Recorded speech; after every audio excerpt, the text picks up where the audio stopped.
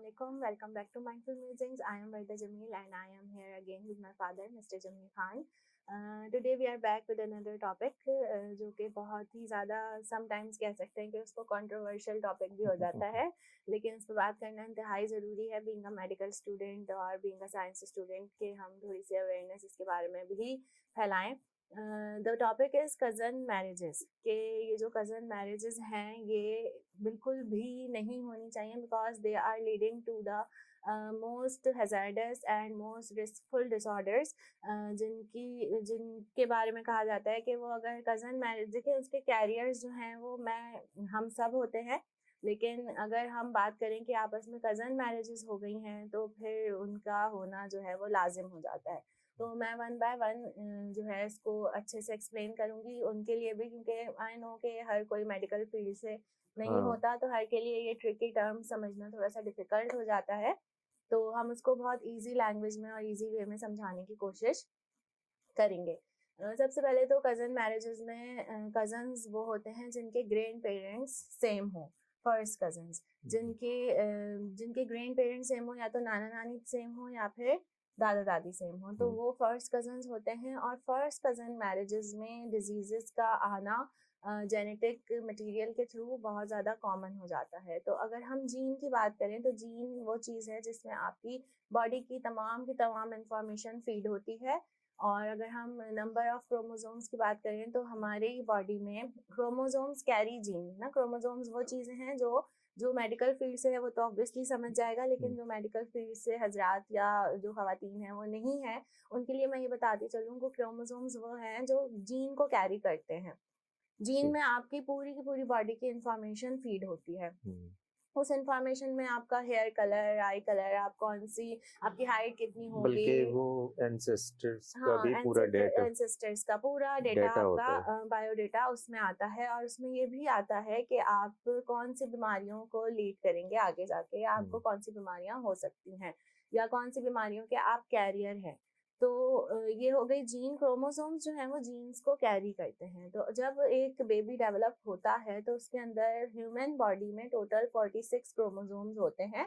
Half उसके father से आते हैं और हाफ उसकी मदर से आते हैं. तब जाके हम कहते हैं कि ये एक पूरा बेबी प्रॉपरली डेवलप हो गया है, जिसके अंदर कुछ खुसूसियात उसके फादर की होती हैं और कुछ खुसूसियात उसकी मदर की होती हैं. और ऑब्वियसली फादर और मदर की खुसूसियात का होना कि कुछ खुसूसियात उसकी ददियाल की आई होंगी और कुछ उसमें से उसके ननिहाल की आई होंगी. जिस तरह कहा भी जाता है कि इसकी शक्ल अपनी फुप्पो से या मामू से मिलती है, तो वो इसी बेसिस पे मिलती है कि पूरी की पूरी ऑब्वियसली फादर में अपने घर वालों की जेनेटिक मटेरियल है, उनकी दादा दादी का, और मदर में अपने अम्मा अब्बा यानी बच्चे के नाना नानी का जेनेटिक मटेरियल है. तो उन तमाम की इंफॉर्मेशन जो मिक्स होके तमाम बच्चों में आती हैं.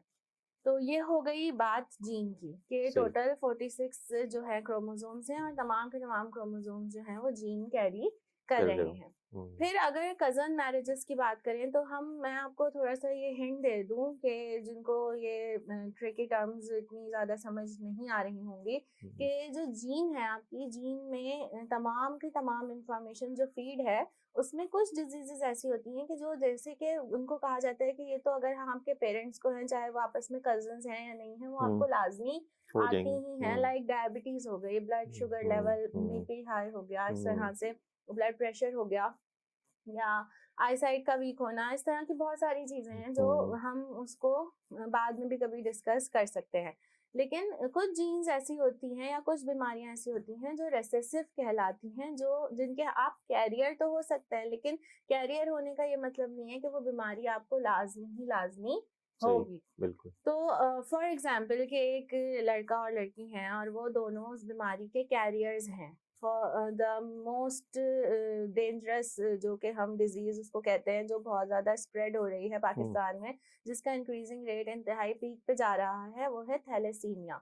थैलेसीमिया की बीमारी फॉर एग्जांपल मैं आपको इस तरह समझाऊं कि एक लड़का है, उसमें ये रेसेसिव जीन है थैलेसीमिया की, और उसी की फर्स्ट कजन है लड़की, उसमें भी रेसेसिव जीन है थैलेसीमिया की। तो अगर वो किसी और से शादी करते हैं और उसमें उसमें हो सकता है कि उसमें रेसेसिव जीन हो ही ना, या रेसेसिव हो तो वो पीछे ही रह जाए, वो आगे आके डोमिनेंट नहीं हो रही। दांव हो रही लेकिन है। अगर कजन्स आपस में शादी कर रहे हैं तो लाजमी वो दोनों की जो रेसेसिव जीन्स थी वो उनके बच्चे में जाके डोमिनेंट हो जाएंगी। बिल्कुल।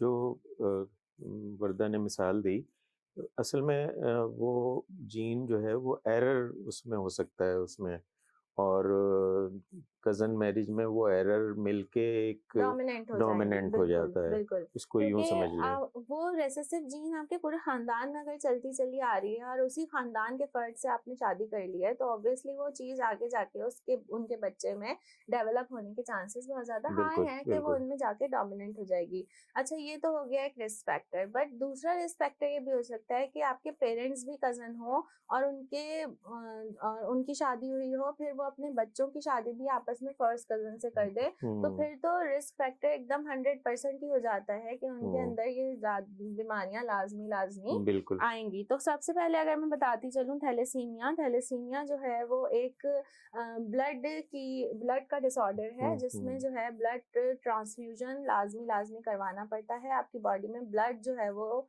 इतना ज्यादा जो प्रोटीन है, जो हेमोग्लोबिन है ब्लड में जो होता है, जो आयरन जिसको कहते हैं कि जिसके लिए आपको आयरन लेना चाहिए, बिल्कुल। हेमोग्लोबिन बेसिकली क्या करता है, हेमोग्लोबिन जो है वो ऑक्सीजन कैरी करता है, और ब्लड जो पूरी बॉडी में आपके ट्रांसपोर्ट हो रहा है वो मेनली उसका काम यही है कि वो ऑक्सीजन को ट्रांसपोर्ट करे। तो जब हेमोग्लोबिन ही नहीं होगा तो ऑक्सीजन कैरी करने वाला आपके ब्लड में कोई भी नहीं होगा। हाँ। इसीलिए जिनके अंदर ब्लड की कमी होती है वो थोड़ा सा लेथार्जिक भी फील कर रहे होते हैं, क्योंकि आपकी बॉडी जब तक ऑक्सीजन दूसरे सेल्स को नहीं पहुंचाएगी वो प्रॉपरली काम कर ही अच्छा, नहीं सकेंगे, ज़हनी जो सलाहियतें हैं वो बुरी तरह मुतासर बुरी होती तरह हैं। मुतासिर होती हैं, बिल्कुल। हम्म, तो थैलेसीमिया का ओनली सोल्यूशन ये है कि आप ब्लड ट्रांसफ्यूजन करवाते रहें। उस बच्चे की पूरी जिंदगी ब्लड ट्रांसफ्यूजन करने में चली जाएगी कि उसकी बॉडी में, क्योंकि ब्लड बन ही नहीं रहा, ब्लड का जो मेन प्रोटीन है वो बन ही नहीं रहा, तो उसको खून चढ़ाया जाएगा।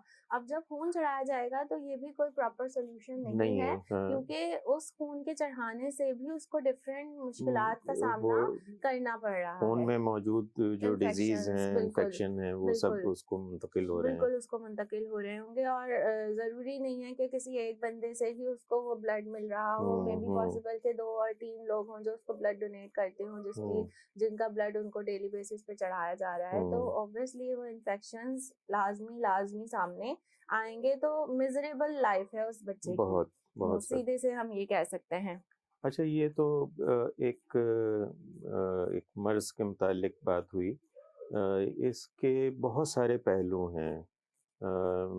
इसको हम आगे डिस्कस करेंगे। अभी जी, ये वर्दा इसके मजीद तो पे। अगर मैं पाकिस्तान के नंबर रेट की बात करूं तो more than 10 million carriers Pakistan में थैलेसीमिया के हैं, हम्म, जिसमें से 5,000 बच्चे हर साल डायग्नोज होते हैं थैलेसीमिया के लिए। तो बताओ। एक I recently saw the video, उसमें तो वो कहा भी यही जा रहा था कि एक ये बर्डन हो गया है पाकिस्तान की हम्म, इकोनॉमी पे कि अब इसके लिए भी जो है वो आप बिल्कुल हॉस्पिटल्स बनाएं और इसके लिए भी आप जो है वो अवेयरनेस फैलाएं। तो एक बिल्कुल। तरह से पूरा का पूरा प्रॉपर बर्डन है आपकी हम्म, इकोनॉमी पे कि इसकी पहली बात तो हमारे मुल्क में जो आबादी है वो पढ़ी लिखी ही नहीं है, बिल्कुल। तो उनको इस तरह की कोई नॉलेज ही नहीं है हम्म, कि वैरायटी क्या होती है, जीन की वेरिएशन क्या होती है, कुछ नहीं। सर्वाइवल टू द फिटेस्ट कैसे होता है। और आपकी जीन में जब तक वैरायटी नहीं होगी, आप आगे जाके सर्वाइवल आपका मुश्किल से मुश्किल होता चला हम्म, जाएगा। तो ये वीडियो सिर्फ इस बात के लिए है, अवेयरनेस फैलाने के लिए, कि जो कजन मैरिजेस हैं उनका होना कम क्या खत्म ही हो जाना चाहिए। अब 2024 में हम स्टेप रख चुके हैं अपना, तो अब इतनी अवेयरनेस तो आ जानी चाहिए कि जो बच्चे पढ़ रहे हैं, बेसिक साइंस तो पढ़ रहे हैं ना सब, तो उनको एटलीस्ट इतनी नॉलेज होनी चाहिए कि इस तरह से कजन मैरिजेस से डिसऑर्डर्स जो हैं वो लाजमी बच्चों में आते हैं कि आपने तो अब शादी कर ली लेकिन आपके बच्चे की लाइफ मिजरेबल हो गई। बिल्कुल। हमारे यहाँ असल में पाकिस्तान और हिंदुस्तान में कबायली दौर का निज़ाम आज तक चल रहा है, वही सोच है, वही रवायात हैं, वही उसूल हैं। हम 21वीं सदी में रह के भी हम ये समझते हैं कि ज़ात बिरादरी से बाहर शादी नहीं करना नहीं करनी, चाहिए, हाँ। जबकि ये असल में पिदरसरी निज़ाम जिसको पैट्रियार्ची कहते हैं, हुँ, वो जब से शुरू हुआ तब से ये चीज़ें रवायात बनी। जी। गो के इसको भी हज़ारों साल हो गए हैं, लेकिन हम माशाल्लाह अभी तक उसी में धँसे हुए हैं। जब ये नहीं था पिदरसरी निज़ाम, तो औरत इंतख़ाब करती थी उस मर्द का जिससे उसने औलाद पैदा करनी है। उसके लिए वो वही जानवरों में जो मैमल्स में उसूल हैं, परिंदों में उसूल हैं कि ऑब्वियसली वो तमाम तमाम एनिमल्स ताकतवर में। तरीन जो मेल होता था, हुँ। उससे फिर वो औलाद पैदा करती हम थी। जितनी भी डॉक्यूमेंट्रीज़ देखते हैं हुँ, उसमें यही होता है ना कि वो जो है जो वो फीमेल चूज़ करती है कि हाँ, फीमेल चूज़ करती बिल्कुल। है। वो उसके जो वो होते थे उसके चूज़ करने के जो उसूल होते थे, वो ये नहीं होते थे कि ये मेरे खाला का बेटा है, ये मेरी फूफो का बेटा है। वो होता था कि ताकतवर कितना है, खूबसूरत कितना है, हाँ, कद-काठ कैसा है, लाइक चलने में कैसा है। पेंगुइन्स में होता है ना हाँ, कि वो हाँ, हाँ। कितना खूबसूरत पेबल चूज़ करके हाँ, लाया है, तो वो उसके तो एफर्ट्स। एफर्ट्स काउंट होते हैं। तो ये होता था। तो ज़ाहिर है वो एक ज़बरदस्त नस्ल तैयार हो रही थी। शायद नेंदरथल में ऐसा नहीं होगा, तभी वो एक्सटिंक्ट हो गए। एक्सटिंक्ट हो गए।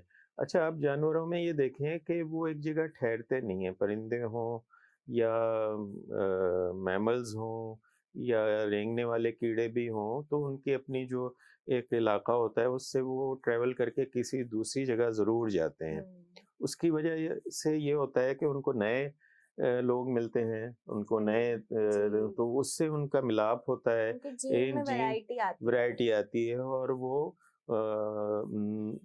नाबूद होने से या डिस्टिंक्ट होने से बच जाते हैं। अच्छा, इसमें ये भी होता है ना कि आपके जीन में जब तक हमेशा यही कहा गया है हुँ, साइंस में कि आपके जीन में वेरिएशन नहीं होगी तो आप एक्सटिंक्ट की तरफ, लाज़मी, एक्सटिंक्शन लाज़मी। की तरफ ही अच्छा, जाएँगे। ये जो हमारे यहाँ हम देखते हैं कि मुसलमानों की ख़ुसूसन हम पाकिस्तानियों की पसमानदगी का रोना रोया जाता है, इसकी बुनियादी वजह भी यही है।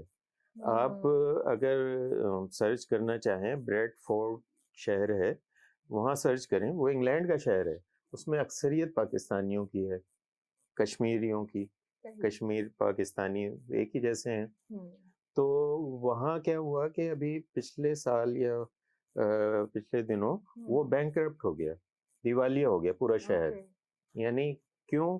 उसकी वजह ये थी कि उनके पास रेवेन्यू जनरेट नहीं हो रहा था सही, और उसकी वजह क्या थी कि वहाँ के नौजवान जो हैं, वो ज़्यादातर अनपढ़ हैं ओके। और वो जॉब नहीं करते।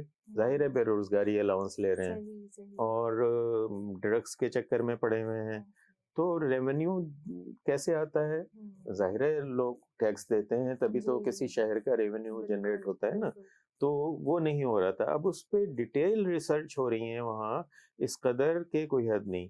अब वो नतीजा ये सामने आया है कि वो वहाँ कज़न मैरिज होती हैं, जिसकी हुँ, वजह से नौजवान जो हैं वो ज़हनी तौर पे जी, इतने वो नहीं होते कि वो पढ़ाई में बिल्कुल, दिलचस्पी लें। सही, अच्छा, सही, सही। हम थैलीसीमिया और ज़हनी माज़ूरी की तरफ ना भी जाएँ, आपको लड़का हट्टा-कट्टा नज़र आ रहा है, आपको नौजवान उछलते-कूदते नज़र आ रहे हैं, आप समझते हैं कि भई माशाअल्लाह बड़ी अच्छी नस्ल तैयार हुई है।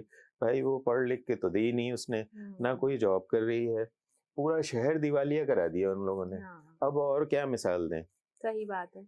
अच्छा, फिर हम इससे एक दूसरी डिज़ीज़ की तरफ जाते हैं जिसका नाम है टे-सैक्स डिज़ीज़, जो कि बहुत ही खतरनाक डिज़ीज़ है।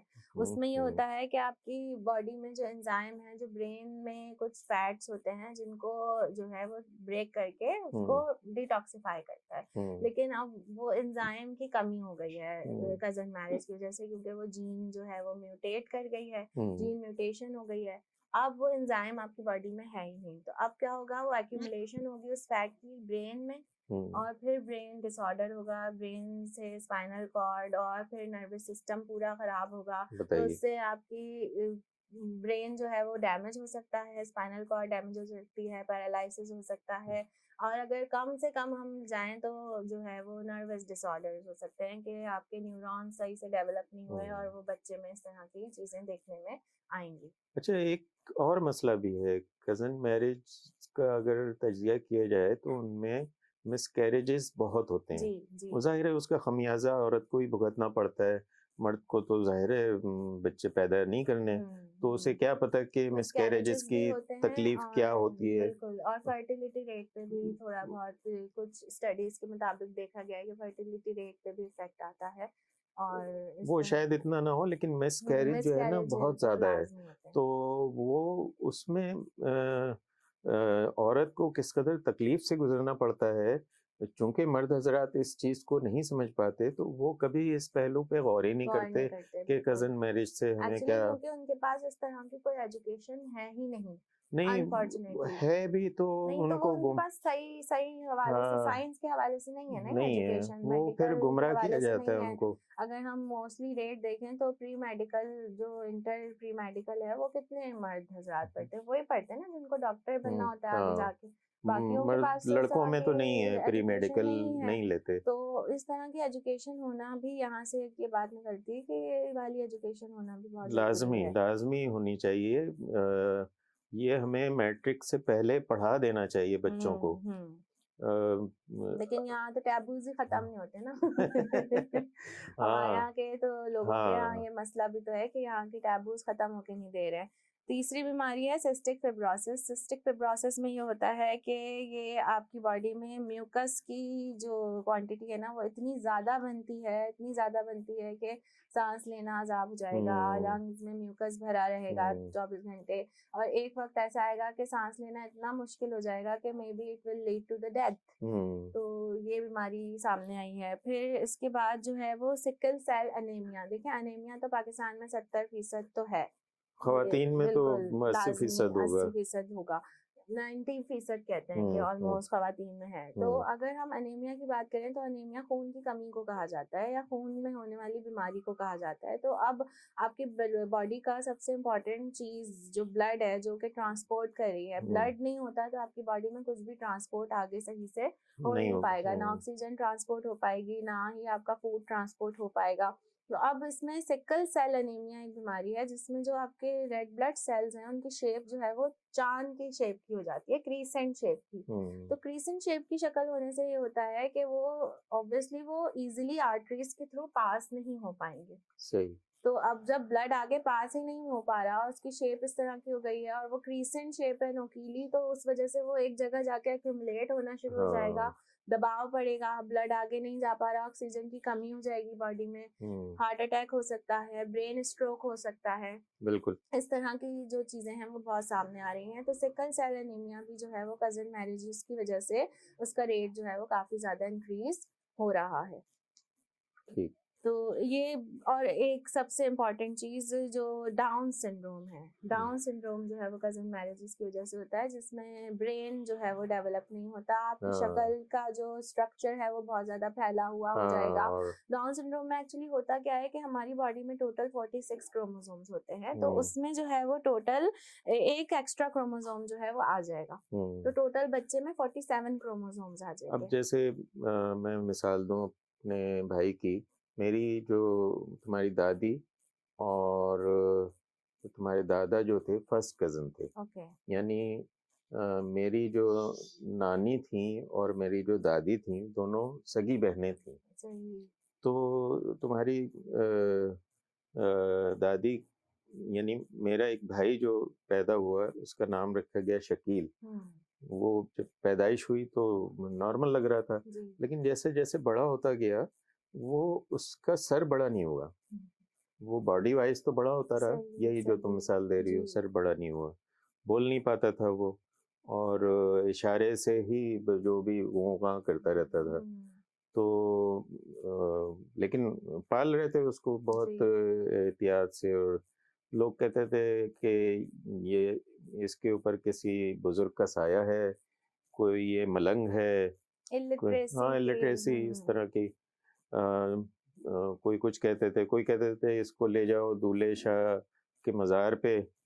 तो हैदराबाद में हम जहाँ रहते थे वहाँ जिस तरह के उस वक्त लोग होंगे उन्होंने इसी तरह की बातें की। जी। बहरहाल वो उसकी डेथ हो गई अच्छी खासी एज में, 5 या 6 साल की एज में शायद। सही। तो इतने में बच्चा तो अच्छा खासा दौड़ता ग्रोन अप, भागता है बिल्कुल लेकिन वो बिल्कुल। बैठा रहता था। ये सही। मतलब एक अम्मी जो थी हमारी, वो सहारा दे के उसको बिठाती बिठाते थी। थे, सही। यानी मतलब उसकी वो ऑब्वियसली डेवलपमेंट नहीं हो डेवलपमेंट रही नहीं हुई थी, थी। बिल्कुल। तो ये एक मेरे सामने की मिसाल है। मैं ठीक है, मैं उस वक़्त बहुत छोटा था हुँ, और मुझे कुछ पता नहीं था कि क्या है, क्यों है। हुँ, लेकिन ज़ाहिर है जब इल्म हासिल हुआ और शऊर हासिल हुआ तो चीज़ें समझ में आ गईं बिल्कुल। कि ये नतीजा है इसका। नतीजा है, बिल्कुल। और इसके बहुत सारे असरात होते हैं, हम आगे और डिस्कस करेंगे अभी ये। इसमें डाउन सिंड्रोम में तो यही है कि ब्रेन ठीक से डेवलप नहीं हो नहीं पाएगा होता है, और हाँ, उस बच्चे की मतलब वो उसको बहुत केयर में और हाँ। वो स्पेशल एजुकेशन इस दिलवाए जाए और नहीं वो बच्चे, वो जिस कंडीशन में था ना वो तो वो तो आप अ, बहुत एक्सट्रीम हाँ, कंडीशन वो बता रहे बहुत हैं, बिल्कुल, एक्सट्रीम कंडीशन बिल्कुल। थी, उसमें एजुकेशन का तो खैर सवाल ही हाँ, नहीं नहीं डाउन होता। सिंड्रोम की जो मैं बात कर रही हूँ उसमें ये है कि वो बच्चे जो हैं वो स्पेशल चाइल्ड कहलाते हैं, हुँ, फिर हुँ, स्पेशल हुँ, कैटेगरी में आ जाते हैं। तो ऐसे बहुत हैं। और ख़ास तौर पे हमारे जो देही पस मंज़र रखने वाले लोग हैं ना, उनके यहाँ हम्म, ये औलादें बहुत हैं। वो पढ़ लिख हाँ, गए और बड़े ओहदों पे पहुँच गए, लेकिन उनके घरों में ऐसी औलादें हैं। और आप किसी ऐसे स्पेशल चाइल्ड स्कूल चले जाएँ, वहाँ आप देखेंगे कि वहाँ दाखिला भी बड़ी सिफ़ारिश से मिलता है।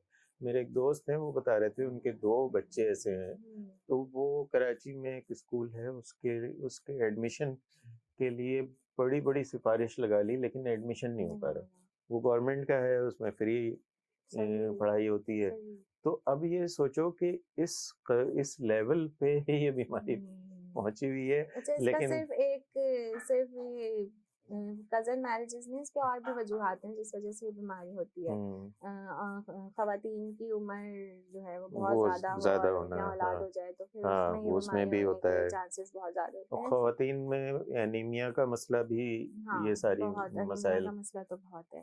तो लास्ट डिजीज़ जो मैं डिस्कस करूँगी वो है प्राइमरी सिलियरी डिस्किनेसिया। ये एक ऐसी डिजीज़ है जिसमें जो है वो हमारी जो नोज़ है, नोज़ से लेके हमारे लंग्स तक सीलिया होते हैं जिनको छोटे-छोटे हेयर लाइक स्ट्रक्चर्स होते हैं। वो आपकी बॉडी में इसलिए होते हैं कि आप जो इन्हेल कर रहे हैं, जो भी एयर में से ऑक्सीजन और डिफरेंट हुँ, गैसेस, हुँ, तो उसमें ऑब्वियसली आपके पास जर्म्स भी जाएँगे और हुँ, डिफरेंट पॉल्यूटेड पार्टिकल्स भी जाएँगे। हुँ, तो वो सेल हेयर आपने नोटिस किया होगा आपकी नोज़ में काफ़ी ज़्यादा क्वांटिटी में होते हैं, तो वो हेयर इसीलिए होते हैं कि वो उन जर्म्स को रोक लें और हुँ, फिर सिर्फ़ उस ऑक्सीजन को या उस गैस को फ़िल्टर आउट करके आपके लंग्स में भेजें। बिल्कुल। फिर लंग्स में भी सीलिया मौजूद होते हैं। हुँ, उन सीलिया का यही काम है कि वो तमाम डस्ट पार्टिकल्स और जर्म्स वगैरह को एक हुँ, साइड कर लें और हुँ, सिर्फ ऑक्सीजन आपके ब्लड में इन्फ्यूज की जाए। सही। तो अब इस बीमारी में क्या होगा कि वो सीलिया अफेक्टेड हो जाएंगे। तो हुँ, ऑब्वियसली जब सीलियाज ही अफेक्टेड हो जाएंगे तो सारा का सारा जो पॉल्यूशन है वो वो आपके अंदर डायरेक्टली जा रहा डायरेक्टली जा है, रहा फिर है। लंग्स में भी वो डायरेक्टली जा रहा है, वहाँ सीलियाज मौजूद नहीं है। तो इस वजह से जो है ये फिर ऑब्वियसली वो लीड करेगा डिफरेंट इन्फेक्शंस को, डिफरेंट बीमारियों हुँ। को। तो एक ये बीमारी है। अच्छा हमारे यहाँ बहुत सारे मज़हबी ठेकेदार इसकी दलील कुरान से ले आते हैं कि शादी की इजाज़त दी गई है। हम्म, जबकि वो जिस आयत का तज़किरा कर रहे होते हैं, मुझे इस वक़्त याद नहीं है। आप सर्च कर लें या किसी मौलवी साहब से, मौलाना साहब से पूछ लें, वो आयत कौन-सी है। वो असल में रसूलुल्लाह सल्लल्लाहु अलैहि वसल्लम के लिए वो इजाज़त दी गई है सही। कि उन्होंने की हाँ, थी, तुम जी अपनी जी जी खाला जी। की बेटियों से, सही फूफी की सही। बेटियों से वो तो रसूलुल्लाह को कहा जा रहा है ना। बिल्कुल बिल्कुल। तो अच्छा, मैं कहती हूँ कि अगर चले फॉर एग्जाम्पल कि इजाज़त दी हुई है, तो आपके पास इतनी एजुकेशन आ गई है कि आपको अगर इतनी कोई मुसीबत आन पड़ी है कि आपको कज़न से ही शादी करनी है, उसके अलावा कोई हल ही नहीं है आपके पास, या आप कहीं और शादी कर ही नहीं सकते, तो खुदा का वास्ता है आपको कि आप there are doctors, there are gynaecologist जो हमारे यहाँ बैठे हुए हैं। बिल्कुल डॉक्टर के पास जाना जो है वो कॉमन कीजिए। इस तरह के मसाइल लेके वो वहाँ आपको एजुकेशन देने के लिए बैठे हैं। बिल्कुल आप एटलीस्ट एनीमिया और थैलेसीमिया का टेस्ट करवाइए बिफोर मैरिज, क्योंकि एक नई जिंदगी को आप दुनिया में लाएं और उसकी जिंदगी मिजरेबल हो जाए, उसकी पूरी मतलब उस इससे बेहतर तो यही बच्चा सोचेगा ना, इससे बेहतर तो मैं आता ही नहीं दुनिया में, क्योंकि इतनी खतरनाक उसको बीमारी हो गई है कि उसको ब्लड ट्रांसफ्यूजन, ये कोई आसान बात नहीं है। एक बार मैं ब्लड डोनेट मैं कर चुकी हूँ दो बार, तो ब्लड आपकी बॉडी से निकल रहा है, तो अगर आप जो है और ब्लड चढ़ रहा है, तो ब्लड चढ़ने में ज्यादा खतरा होता है, क्योंकि आपकी बॉडी उसको एक्सेप्ट करे ना करे, वो किस तरह से रिएक्ट करे उसके बदले में, किस तरह के इन्फेक्शंस वो लेके आए अपने साथ, तो ये उस बच्चे के अलावा कोई नहीं समझ सकता। और ऑब्वियसली माँ बाप से भी तो बच्चों की तकलीफ नहीं देखी जाएगी ना। बिल्कुल। तो काइंडली यहाँ डॉक्टर्स मौजूद हैं और वो यही सारी टेस्ट वगैरह करने के लिए, आपको एजुकेशन देने के लिए वहाँ बैठे हुए हैं। तो शादी से पहले हमारे यहाँ तो मसला यही है ना, इस तरह की बात तो पहली बात तो कोई लड़की नहीं कर सकती, यहाँ तो गुनाह हो जाता है कि ये तुम ये तुम ऐसी बातें कैसे कर सकती हो। लड़कियों को बोलना चाहिए, अब हदें तोड़नी होंगी, ये सब जहालत और से निकलना होगा। आर्ग्यू इस बात पे भी है मेरी कि मोस्टली लड़कियां प्री मेडिकल पढ़ती हैं। प्री मेडिकल में आपको बेसिक एजुकेशन मिल जाती है, रट्टा लगा लिया और जान छूट गई। हाँ, तो जब फिर वही वो मतलब आंटी बन के दर्द दे रही होती हैं सबको। तो जब आपको ये जेनेटिक डिसऑर्डर्स के बारे में पहले से पता है और आपको इतनी इन्फॉर्मेशन है, तो आप थोड़ा सा उस चीज़ को सीरियस लेके, अगर आप कज़न से ही शादी करनी है और आपके ख़ानदान में कज़न मैरिज ही होती है लाजमी, तो डॉक्टर से रुजू करने में कोई नुकसान नहीं है।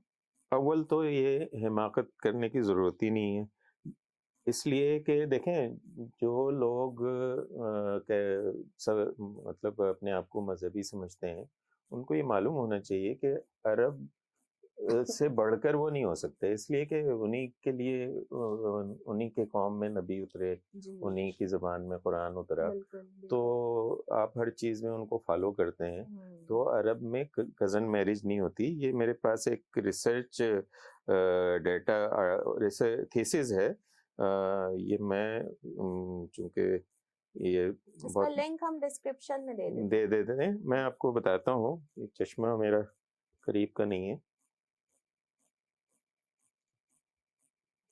जी, इसमें ये बताया गया है कि अरब ममालिक में कज़न मैरिज में बहुत कमी आई है और इस हद तक आई है कि वो यानी 12 से लेके 20% तक रह गए हैं। सही।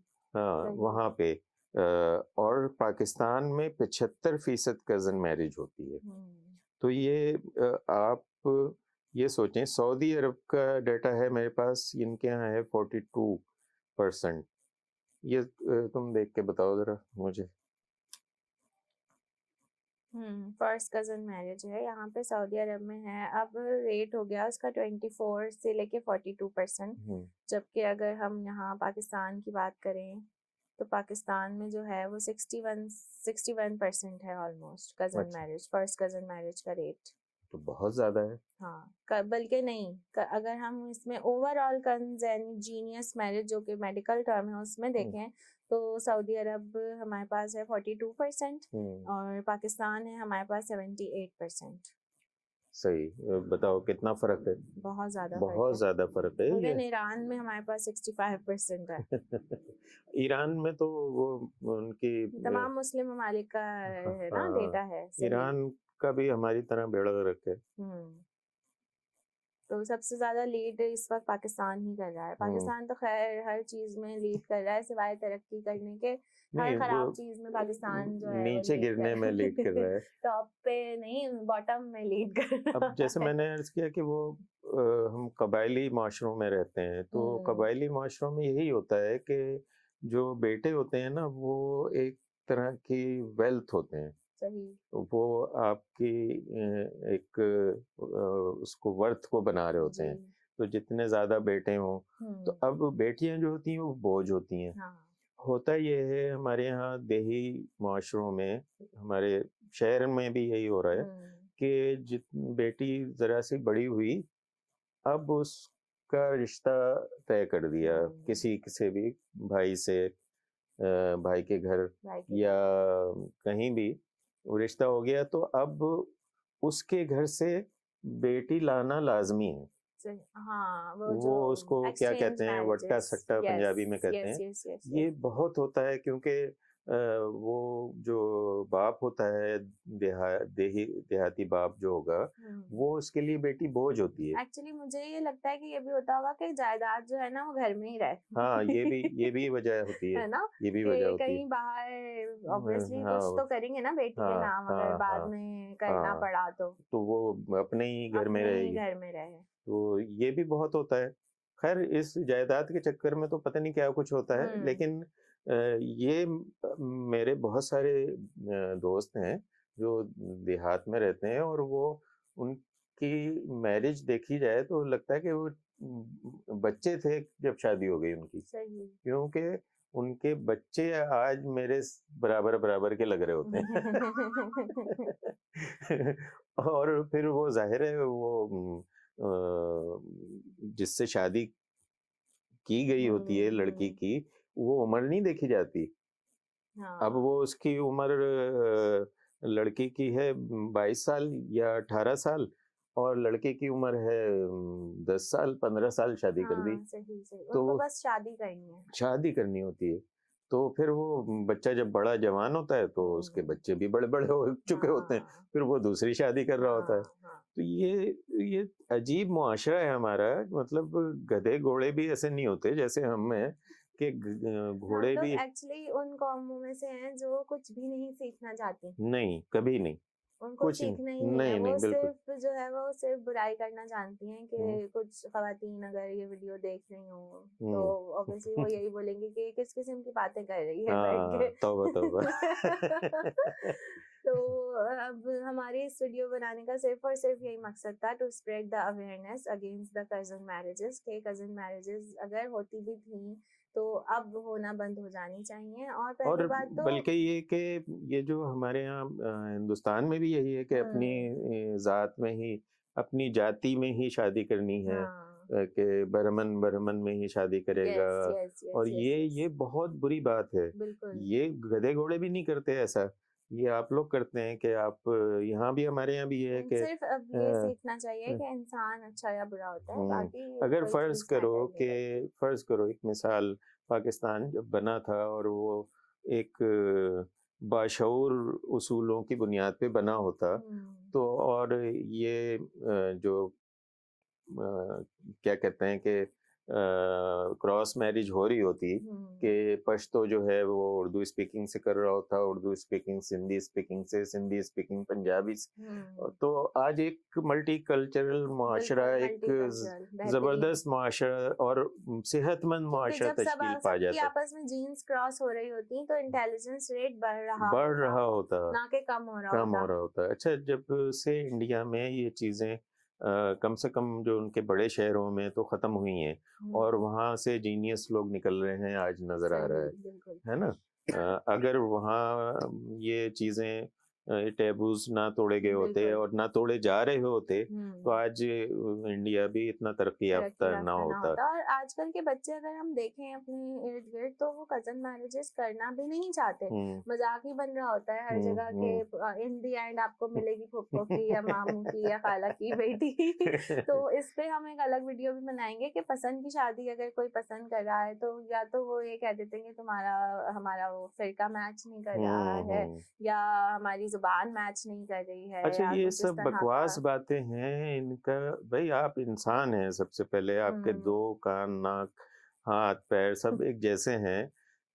ज़बान भी लोग अब अमरीकियों को देखो कि वो फ़िलिपाइन्स में शादी हाँ, कर लेते हैं। बिल्कुल, बिल्कुल। कहीं भी मतलब अब एक दोस्त हैं वो बता रहे थे मुझे कि एक अमरीकी अगर अपनी ज़िंदगी में 2 या 3 शादी करता है, क्योंकि उनके डाइवोर्स हो जाती जी, है, जी। तो वो कोई भी एक अमरीकी नहीं होती। एक हाँ। का यानी रेशो बहुत बहुत रेशियो कम है। बहुत कम है। हाँ, तो जो है अब जो यंग लोग अगर ये वीडियो देख रहे हैं तो मेरी उनसे यही गुज़ारिश है कि अपने ख़ानदान में अपने बड़ों के साथ इस तरह की बात कीजिए और इस हुँ, तरह की अवेयरनेस फैलाइए फैलाइए। कि खुदारा अब जो है अब कुछ होश के नाखून ले लें और अब जो है वो आगे आने वाली जनरेशन को मज़ीद तकलीफ़ ना कज़न दें। मैरिज तो बहुत एक बड़ी चीज़ है। हुँ। मैं तो कहता हूँ ये बिरादरी और ये ख़ानदान और ये सब ख़त्म हाँ, करो। बिल्कुल, बिल्कुल बिल्कुल, ख़त्म करो। बिल्कुल। तुम्हें जो कम से कम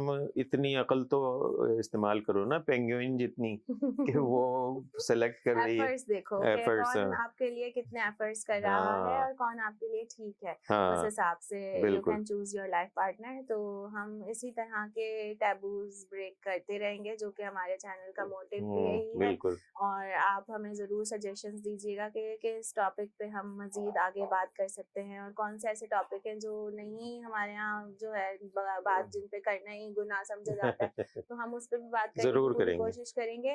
और हमारी वीडियो को लाइक कीजिएगा, चैनल को सब्सक्राइब कीजिएगा और शेयर कीजिएगा। We will be right back. अल्लाह हाफ़िज़।